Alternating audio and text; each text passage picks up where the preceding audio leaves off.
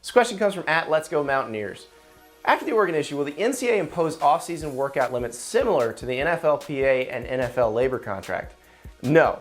The NCAA and the schools are not going to do anything that would come close to admitting that athletes are employees. They fought really hard to make sure that athletes are not recognized as employees. Why?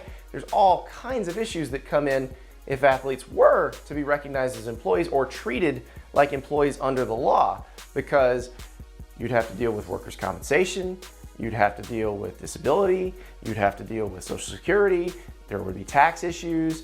Also, there's the small issue of you're not allowed to collude to cap the wages of employees in America. The federal courts frown on that sort of thing.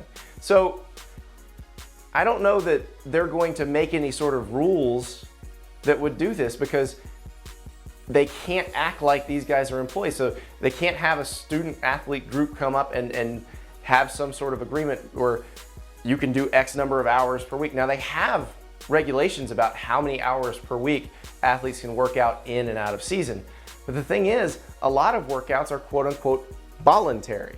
So the voluntary workouts don't necessarily fall under the purview of the NCAA rules, though from a practical standpoint, the strength coaches that are employed by the schools have to follow the rules of the school, they have to follow the rules of the state that they're in, and it's bad for business if people get hurt or sick or wind up in the hospital like 3 Oregon players did. So for the most part, there are safeguards in place. These things happen sometimes, but you're not going to see any sort of set contract that says this is exactly how much you can work out, and the players are probably not going to get consulted on that either, because anything that would look like collective bargaining with a group of employees, the NCAA and the schools are going to stay away from, because they do not want those athletes recognized as employees.